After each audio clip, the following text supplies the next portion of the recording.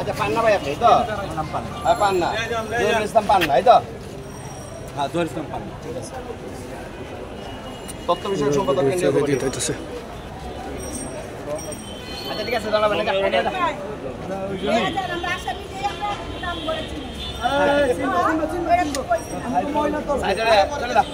আমরুল ইসলামের চালে